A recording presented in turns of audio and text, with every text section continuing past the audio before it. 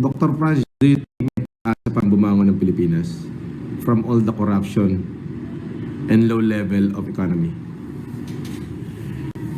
You know, we need a leader who is brilliant to economic figure. O, para hindi siya maloko ng kanyang. A leader that could be excellence in political figure para hindi siya maloko ng partido at di siya sumunod sa kanyang partido. A leader that could be dynamic in military figure, diba? Para hindi siya pwedeng basta-bastahin ng militar. So, we need a leader like Superman. Today, that is the Philippine needs today to recover from its previous unprofitable state. So dapat ang pinuno natin, brilliant in political figure, excellent in economic figure, dynamic in military figure. So kailangan siguro maging leader natin, general na may doctorate sa economic, at the same time, magaling sa politika.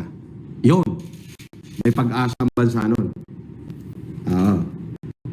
Pwede natin makamit yung golden age.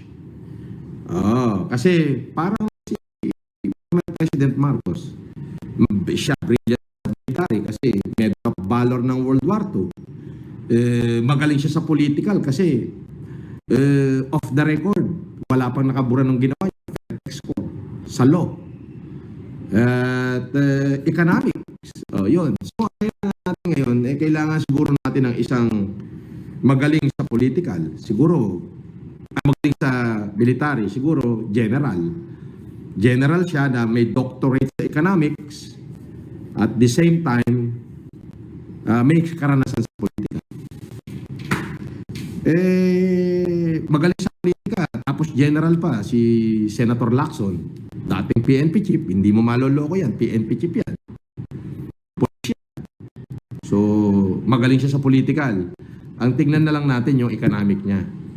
Kapag si Senator Lacson nag-doctorate ng economics, ay, doon, po pwede yun. Kasi yun lang naman ang kailangan ng Pilipinas eh. A leader that has the three category.